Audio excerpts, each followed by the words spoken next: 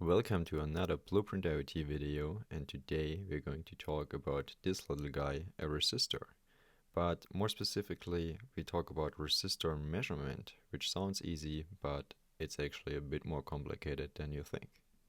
So let's assume we want to measure this resistor. For this we have a multimeter available and two probes. So naturally you would place the probes just before and after the resistor, which would be totally fine in this scenario.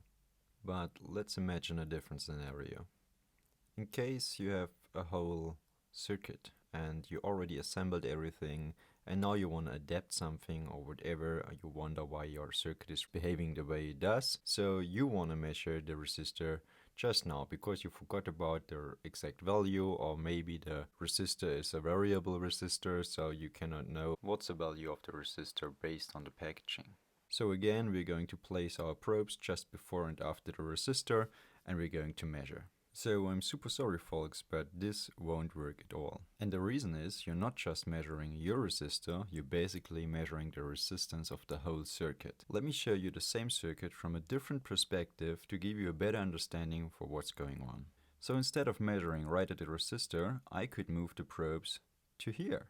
And as you can see, I'm still measuring at the same point in the circuit, so I haven't changed the measuring point in the circuit, I just moved the probes a bit more up and down at the circuit right above and underneath the resistor itself. But I think now it's more visible why we are measuring the whole circuit instead of only the resistor. And that's exactly what's happening every single time you try to measure a resistor while it's soldered into the circuit already. But of course the question is, how bad is this effect? What kind of result we're going to measure instead of the actual resistance of our resistor? So let's get into an example. So let's assume our resistor is 1000 ohm, this one is 0.8, and this one 1 as well, and this one 10,000 ohm. So the question is what we're going to measure. To figure this out, we can do a quick calculation.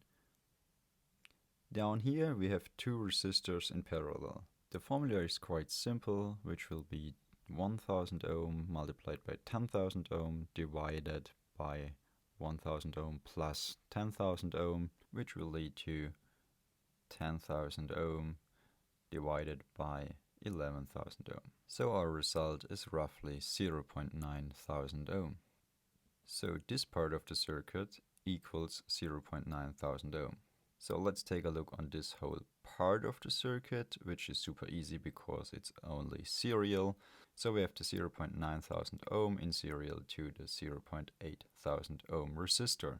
To sum this up, we have 0.8 thousand ohm plus 0.9 thousand ohm, which will lead to 1.7 thousand ohm.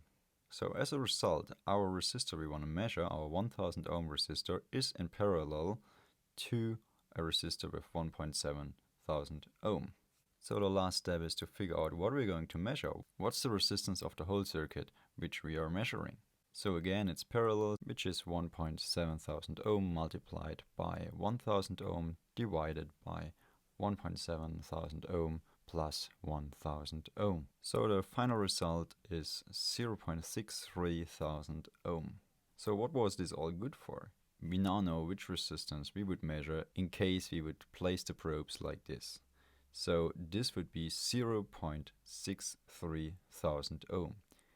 If we compare it to the actual resistance of our resistor, which is 1000 ohm, we can see this huge mistake, this huge fault we're going to do if we measure a resistor while it's built into a circuit.